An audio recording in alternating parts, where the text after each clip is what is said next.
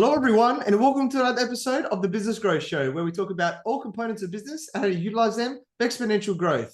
My name is Athin Cassiotis. I'm a business growth expert who help business owners grow and scale to create wealth and freedom. And today, I have an awesome guest. His name is Prosper Taruvinga, and he is the founder and online prosperity consultant at Lifelong Digital, creator of the Online Prosperity Blueprint, which is a four-step system that helps small business owners to market, brand, and scale their business so they have a business that's profitable and enjoyable. As a specialist in digital marketing for coaches and consultants, you can help you grow your business and bring in qualified leads every week, guaranteed. And he helps coaches who want more appointments, more clients, and more bums on seats. And he understands the impact that your service has on your loved ones and community because he started from scratch just like you.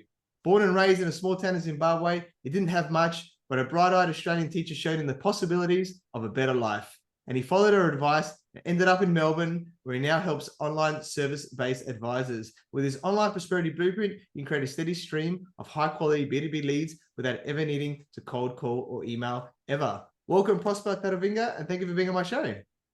Fantastic, Athin. Thank you so much for having me on your show. I must say, while I was listening to you say all that, I thought I'd come in a bit early. I was wondering, who are they talking about? I love it, mate. Awesome to have you here as well. It's interesting, isn't it, when you're hearing other people talk about all these things that you've achieved, and you have to look back sometimes, go, oh, I have done all that, right? I love it. Very awesome. I'm sure it's going to be a great show for everyone watching and listening today. So you're a very successful entrepreneur. So for those people who don't know who you are, please introduce yourself by telling us about you and your journey. Well, Athin, yet again, very, very humbled. I mean, while I was coming on your show, you should have seen me shaking in my boots while I was waiting outside, because I've seen the tremendous amount of people that you've spoken to, the caliber of people you've had on your show.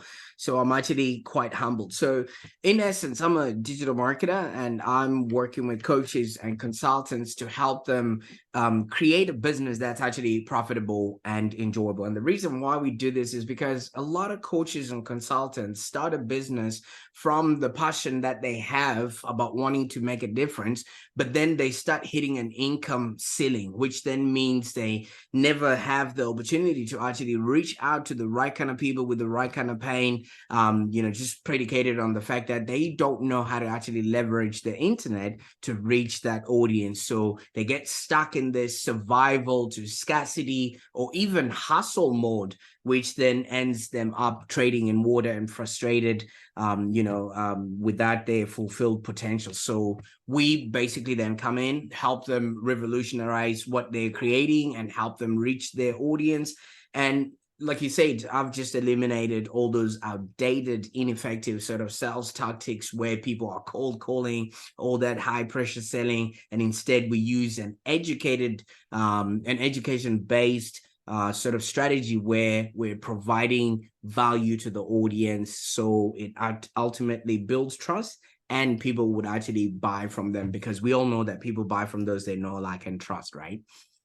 Yeah, definitely, man. Awesome. Love that. Thank you for sharing that. And yeah, definitely there's always these challenges. It's interesting. People think that because they're good at what they do, that just the business, grows from there. But there's a lot of areas of business that are important, especially around the marketing side. So now, obviously, like myself, I moved, and I've been on your show for everyone here. I've just been on, Prosper's show as well now. So, it's cool to be able to be on each other's shows when you get to this level too. And, we talked a little bit about me moving from Adelaide to Sydney, and it was a transition, right? From a smaller city in Australia to a bigger city. But Prosper's done a bigger thing. He's moved from a whole, massive country, over there, in Africa, down to Australia, over to Melbourne. So do you want to talk a bit about, the transition, I guess, initially? Let's just talk about that transition quickly from these different countries.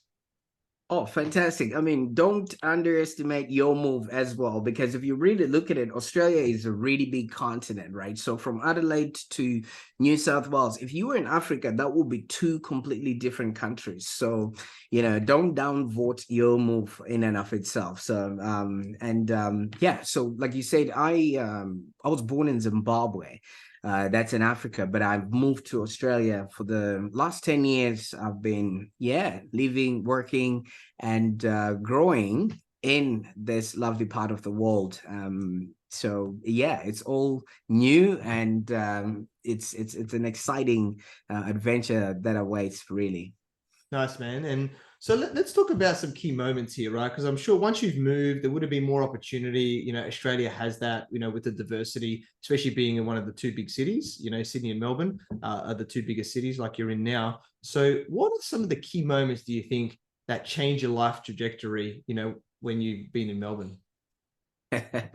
It's quite interesting. So when I first arrived in Australia, the first job that I did was work in a restaurant.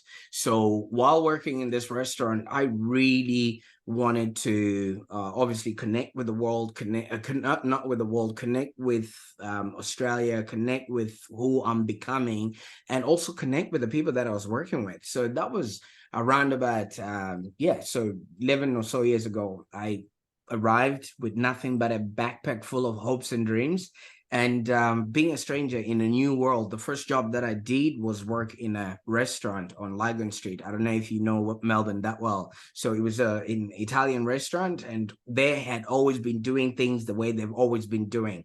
All right. So although I was sort of working hard for the first 6 months, I did my very best to try and connect with the people that I was working with. And as you would know, as human beings, we are wired for connection. So in order for me to connect with those people, I started looking them up on social media. And then I soon discovered that the restaurant that I was working at did not have any social media presence. So it actually made it even difficult to then connect with the people that I wanted to connect with, because we were working on different shifts and things like that. So there was not that much time to really sit down and talk, because it was back-to-back working and things like that, right? So like I said, I really wanted to connect, and I felt disconnected. I'd come from Africa. Everything that I'd ever known, everyone that I'd ever known was back home. So I just wanted to connect with the people that I was now dealing with. And to sort of bridge this gap, I went on and I took the initiative, and I created a Facebook page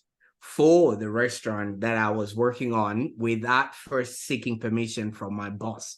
Now, little did I know that this little small act of rebellion would actually change the course of my life forever, because once I created the page, it now created all the events that then led me to create my digital agency. But at that moment, my boss did not think that way. All right, because he got furious with me, and he demanded that I take the page down, because back then, social media was just used as a smear tactic, from all the competitors putting in bad reviews and things of that nature. So he did not want to be associated with the internet at all. And he was just convinced that it was not going to help his business. He's always run the business like that. His father has always run the business without the internet. Why now? Why me? And the fact that I was not even skilled in that sort of environment, he didn't even trust what I was doing. And also, not only me, but the internet was just very, very young, and social media was something that people didn't understand.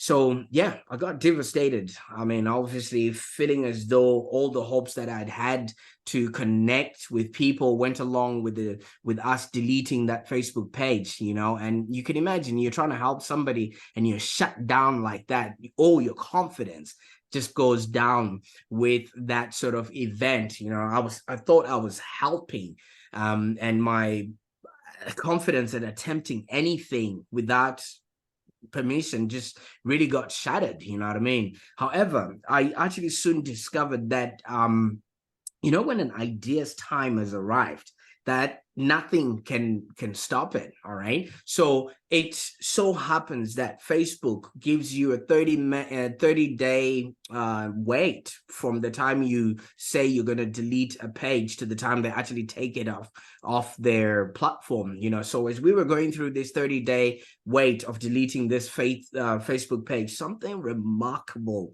happened, Athin. You know what I mean? One of the girlfriends, I'm not going to mention the names, but one of the girlfriends from the Richmond Tigers football team came and had dinner at the restaurant. And you know what they did? they tagged themselves in a photo having dinner at that restaurant, and it almost went viral. Right. And since then, influencers started sort of tagging themselves. They were not called influencers then, but it was just people that were of a high caliber. They just started tagging themselves in pictures and having dinner at the restaurant, and the page actually started gaining traction. So my boss now saw the potential of all of this, and he's like, how do we harness all this? And then he rang me up, and then he's like, leave whatever you're doing, come back to work, and you now focus on the social media, leave whatever you're doing in the kitchen there. So I had unintentionally created my first client there, Athin. You know what I mean? And I still use this case study to secure more work in the future, and this was only just the beginning of the journey. And after about 3 years of learning, because the internet was really in its infancy then, especially social media, I started studying. And if your audience can see behind me, it's all about reading, learning, and then just really immersing myself in the work. After about 3 years, I then started my own digital agency, Live Long Digital. And then the rest is sort of, history. I just started growing and connecting with the people. I've since worked with companies like Officeworks. I've since worked with Snap Fitness and Jetstar Airlines, and, some really top ranking businesses in Australia. But what I really want to emphasize with this story is just start where you are. A lot of people wait until somebody taps on their shoulder and says, hey, do this or whatever it is. But if you see that you can be of value to somebody at any given moment, why not reach that opportunity and work towards it? Because you can't see what's happening looking forwards, but you can always connect the dots looking backwards. When I was in that situation, I felt dejected. I felt rejected. And, I felt like my whole world came crashing down on me. But when you then look back in retrospect, that is the actual moment that literally made me. So for whoever's watching right now, I want you to take action and grow where you are planted. Just like a seed, you have to be, planted. Somebody has to dig a hole for you to go in, cover you with dirt. All right. Imagine that aspect. The tree might think, oh, I'm being buried, but it's actually the start of your growth. And today, maybe 9 or so years later, like I said, I'm now working with some of the biggest names. I'm now on some of the biggest podcasts you could ever think of, and I've won a few awards and things of that nature. It all just came from a fact that I wanted to belong. I wanted something to be there in the world that never existed, and I went out and I sought for it. The people that were there didn't see it at that time, but now it's become the centerpiece of what they're doing. So no matter what you're going through right now, this too shall pass. I was just a guy who sought to connect with others without realizing that I was actually connecting with my calling. Yeah, awesome. What an amazing story, man. I love that. Thank you for sharing. And it just shows that, if you see an opportunity, like, take it, and don't let other people say you can't do it or whatever like that. Just start and look at the cascading effect. And that's, I've seen it in my own life as well as other successful people, right? Like you said, you look back and go, oh, this was a pivotal time, which led to this, And, but if you don't start, you'll never get there. So love that, man. Very, very powerful with what you've done and achieved since then. And let's talk about your online prosperity blueprint that you've created as well now. I'd love to delve a bit deeper into that. So tell us more about it. Absolutely. So in the process of me trying to learn everything else, I actually realized at the core of what we're doing is people. We have to be offering so much value that the people that are receiving it will then eventually say, you know what, I think you at least know what it is that I'm going through. So the online prosperity blueprint is just a simple system that is developed by literally throwing away the stale marketer's rulebook and actually adopting a new approach. See, where I come from in Africa, we have a concept called Ubuntu. I am because you are. So in essence, right now, had we not been recording this, Athin, I would have been sitting in my office reading, or I would have been sitting in my office maybe talking to somebody else. So in this particular instance, I am a podcast guest to your show because you made that time happen. And if if you stop recording this, I no longer am a podcast guest. I am now your friend. So we need to understand in what concept, at what point are we coming in our customers' lives so much that they get to understand where we fit into the grand scheme of things. Just because you're an accountant, it doesn't mean you're an accountant 24/7. And nobody needs an accountant 24/7. They might just need an accountant for 10 minutes of a quarter when they're submitting their BAS. And then pretty much after that, they don't need one. They might need a marketer when they're creating their strategy. After that, they don't need one. So how do you make yourself relevant to your clients in such a way that you are useful at so many other facets and parts of their day-to-day life?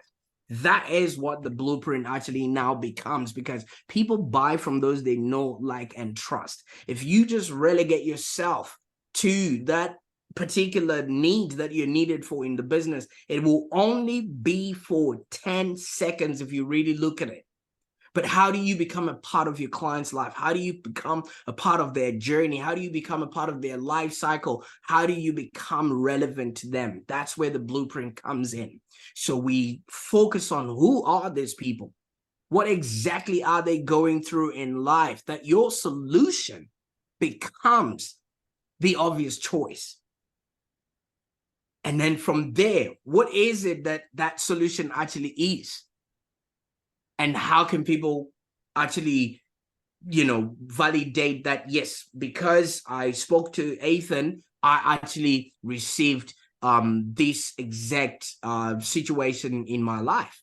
So many people start a business. And I'm sorry if you're an accountant, but it's an easier example there. So many people started a business based on the modality that they know, which is, say, accounting. But your role within a business is to help them plan. Your role within a business is to help them grow, is to help them make decisions that are of a financial nature. And so many of those things can then emanate, or manifest as their marketing, can then manifest as the way they actually talk to the customers, the client acquisition, all of those things. But if you don't immerse yourself within a business so much that your role is needed, you can be easily taken away or canceled whenever things start becoming difficult. So the reason why I'm doing this is, especially for coaches and consultants, I want them to be part and parcel of what is going on in their clients' lives, so much that when the client is going through a hard time or is going through financial problems, and they're looking for things to cut out of their credit card, it becomes very difficult for people to take off your retainer there. So we look at, who are these people? What sort of pain are they going through? What product are they buying from you? And what is the payoff that they can talk about at a barbecue, that because of you, I did not go through this particular experience. So the best part about the online prosperity method is that it can be adopted at any scale, with any business, because we're all dealing with people who want to go somewhere. The blueprint just so happens to be the bridge. Yeah, awesome, mate. Love you. Thanks for sharing that. It's very powerful, so simple, but so effective, right? In what you're talking about. I think the biggest part that I want to, just reiterate to people is about adding value, right? Like, this is extremely important, not just even with your product or service, but also with the person, right? Like, how can I add value directly to them in that way, which I think is a great point, because that's how you can really connect with someone, and use that law of reciprocity as well. So awesome, mate. Very, very powerful with that. So let's talk a bit more on marketing now, because I know obviously you've been doing it for a long time and love this stuff. And you obviously do it a little bit differently now than what, these old school methods are. So what are some of the marketing methods that you're seeing are being, most effective in today's market? Fantastic. You see, a lot of people, when they talk about marketing, they're talking about the actual end product of maybe this podcast or showing up on LinkedIn or an ad. All right. So let me just break it down a little bit. When you understand what your message is, all you need to do is find the right people or the right market that you want to pass this message on to. And then the media can then be, systemized or tuned to the right people based on the message that you want to be sending. So let me break that down a little bit. All right. What exactly is the message that you want someone to take action on? All right. So when you clarify your message, right? Who are you? What do you stand for?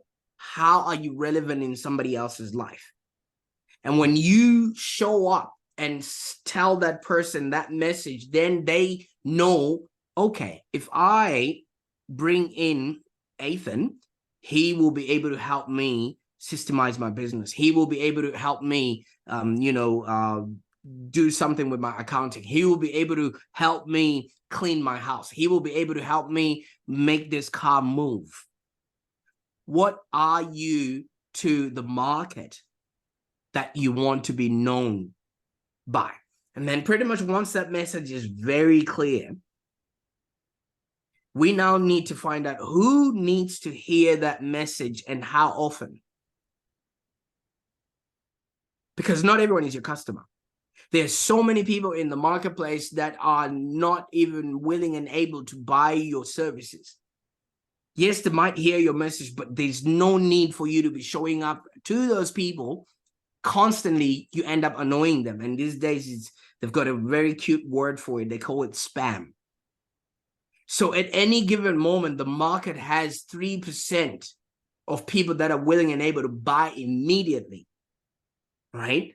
And then after that 3%, you now have the middle sort of category, which is basically about 30 or so % of people, all right, that need a little bit more prodding, that need a little bit more understanding, that need a little bit more convincing. So how are you reaching out to that, 30% to make them into the, the 3% that are willing and able to buy from you? Because all these people are hearing a lot of noise. All these people are hearing a lot of mixed messages. How are they going to differentiate your message from one person to another person? All right. And then pretty much the media can vary. Social media is a media. Blogging is a media, right? Podcasting is a media. So if you understand, what are you good at? Are you good at writing? Are you good at speaking? Or are you good at video? And then when you find that one modality, then you use that to show up to the audience with the message that you want them to take action on. So once you create, maybe if you're good at writing, you might write a blog. That blog can be read into a podcast, or you can turn it into a video, which a lot of people, call repurposing that content. And once you've got that message, it's still the same message, you send it across to that market that you want to hear that message. And there's no longer noise in the marketplace. Those that are willing and able to buy from you, they will self-select. The one question you should always be asking yourself is, what do you want your ideal market to ask you to do for them? If you can answer that question at any given moment, Athin, then you're going to be doing whatever you can to make sure that you show up. That, my friend, is what I call marketing, not the noise or bait and switch or just trying to do all the numbers and things like that. That also has its own space and place. But I kid you not, if you show up with the right kind of message to the right kind of people at the right time, maybe if they're not ready, at least they now know you're the person for them. And if you are consistent enough with that message because you are amplifying the right thing that makes you, that you like doing, it makes it really, really easy for people to connect with you. that's basically what we do. So we sit you down, do what we call an audit, find out what are you really, really good at. If whatever you're good at, that's what we let you do throughout. All right. And then we find out what is the actual message. What do we want the people to show up on your doorstep asking you to do for them? And then who are these people? And then every single day we're showing up either on LinkedIn, we're showing up on Facebook with that message for those people at the right cadence. Yeah, awesome, man. Thank you for sharing that. I could definitely feel the passion there and the knowledge of, of the crux of what it is, right? I think that was great to simplify this, that, there's a lot of noise out there, but this is, the simple things of what it comes down to. And when you make that happen, then you just keep putting that out there and you'll attract them there, which I love. Let's talk a bit more about mindset now, because I know you're big on this as well. And, it's extremely important, for our success. So, we've all had to overcome things as we've grown up. So what's been key to up level your mindset, which is, translated like into your business success? Absolutely. See, I viscerally believe that we're here to live, to learn, and to contribute. So in order for you to live the best life you possibly can, you need to learn how to do that. All right. If you want to have a really good body, you need to learn how to build that good body. You need to learn all about the nutrition. You need to learn, what you need to do in order for that to happen. And then pretty much once you've done that, you need to send the elevator down, which basically means you need to contribute to other people so that they too can live their best life. And you can teach them how to do that. So that contributes to their learning. And the more you teach other people how to do certain things, the more you're actually learning as well. Because first you learn it, and when you teach it, you're learning it twice. So in as much as you might be giving or you might be passing on that information, you're really anchoring that piece of information and knowledge in your head so much that it becomes a part of you. So many people want to skip some of the steps so they can go to, the last parts, but instant gratification really doesn't help. It actually causes more problems. You need to earn your place. You need to earn your position. And that comes from a lot of learning and a lot of contribution. So for me, that has always been, the way that I operate, because there's so many people that did something in order for me, first of all, to be here. They contributed. And then pretty much after that, I also have to, send the elevator back. That's the mindset that I live by.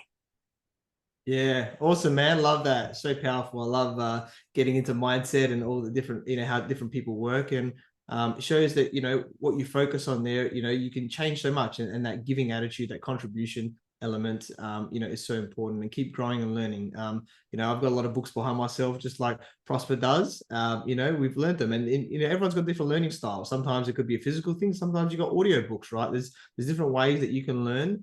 So I love that. You keep moving forward on that area there.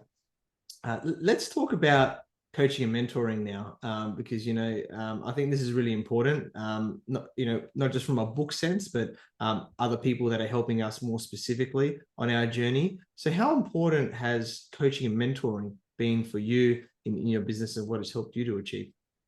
Fantastic. I've always been learning from so many different people who've walked so many different walks of life.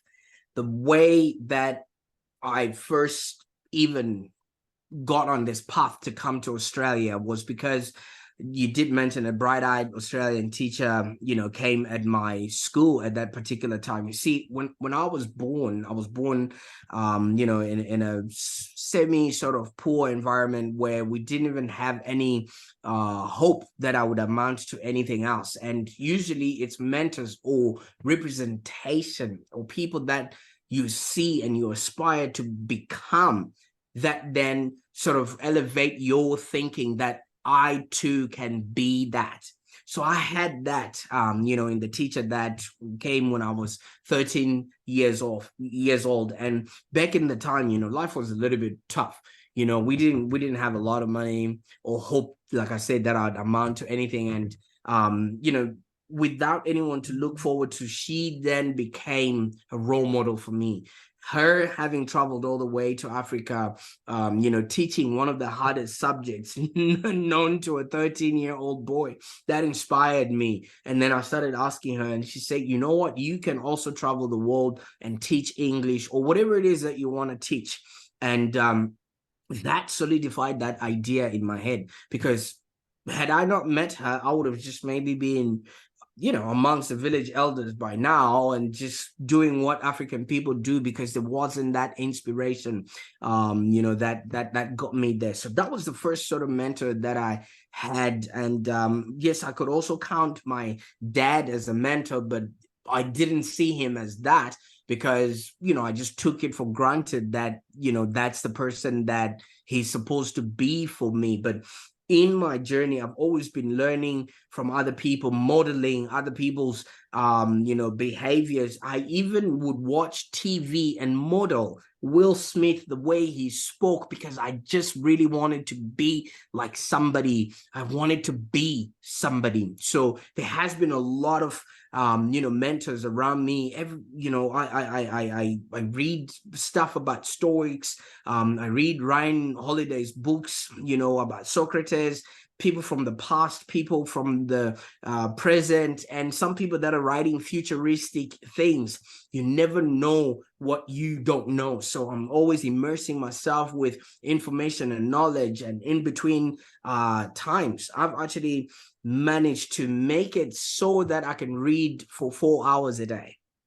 All right. And in that time, I'm absorbing, you know, knowledge for people that have written books, people that have been on these voyages. Because like I said, we're here to live, learn, and contribute. But in order for us to learn, we need to learn from experiences. But we can't experience everything in this lifetime. We need to go through other people's journeys and experiences just so we can actually then pave our own path to see if it is the one that's meant for us. Because if you don't explore many things, how are you going to know what you're doing is what you're here for?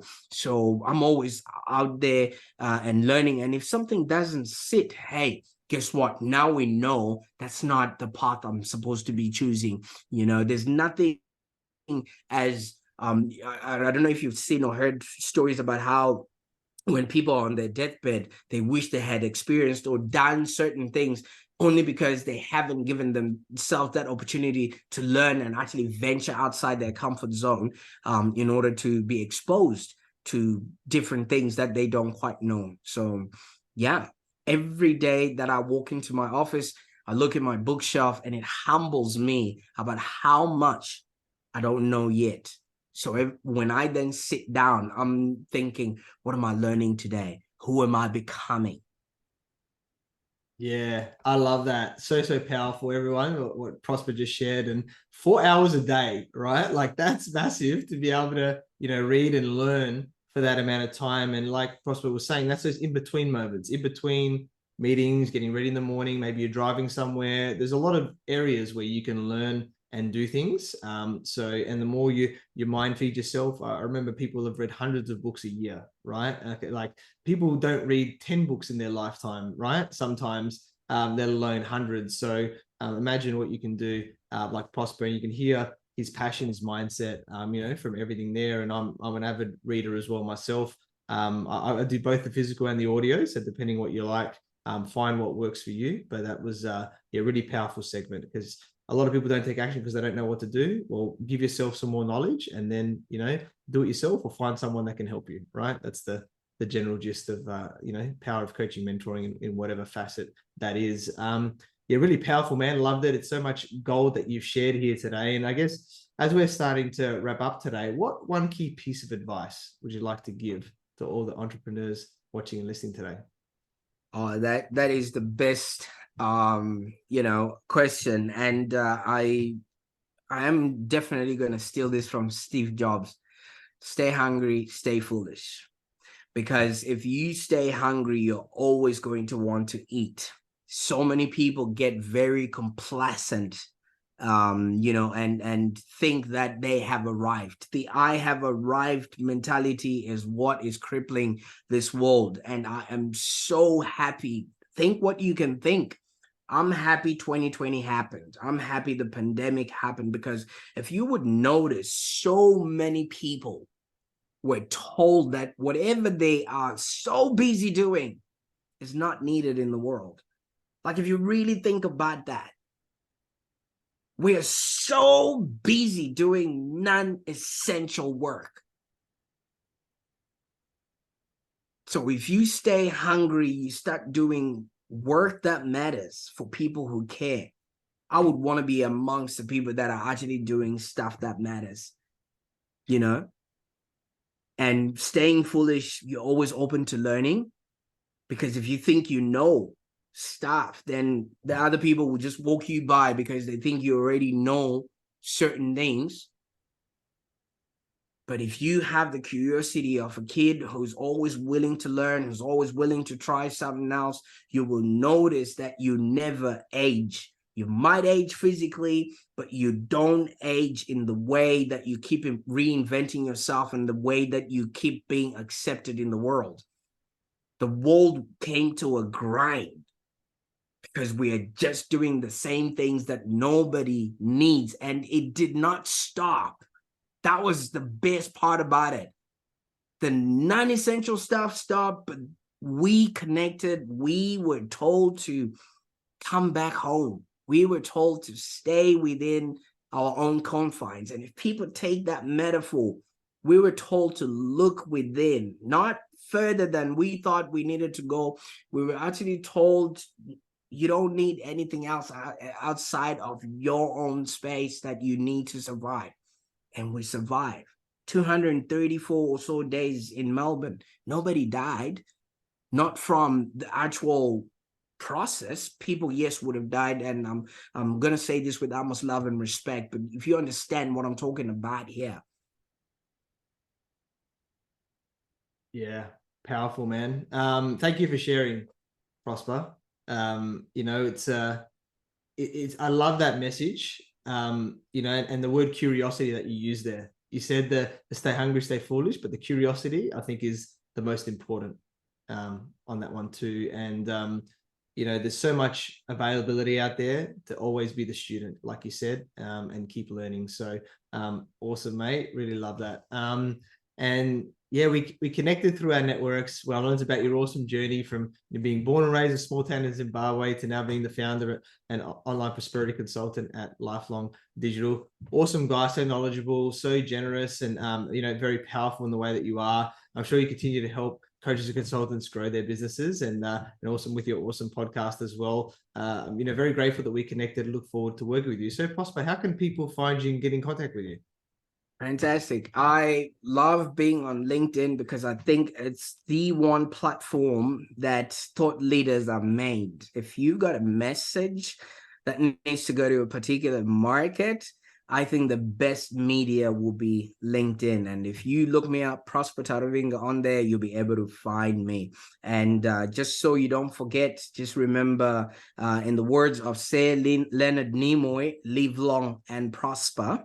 And then you would always find me along those two taglines. Yeah, awesome, guys. Definitely check out Prosper on LinkedIn, and love that element about what he's all about. I'm sure you can find out a lot more about him on that awesome platform and what he does. And thank you to everyone for watching and listening to this show where we talk about everything on business growth. And please like, subscribe, and leave us a 5-star review. You can find me on LinkedIn, Facebook, Instagram, or YouTube as Athin Cassiotis, or visit my website, athincassiotis.com. If you want to grow and scale your business, you can reach out to me in any platform to see if we're a good fit. And I completely agree with you. Or do I? The only way we know is if you tune in next time. So until next time, remember that our business grows when we learn skills and take action using them in spite of fear. So remember to design your growth and results.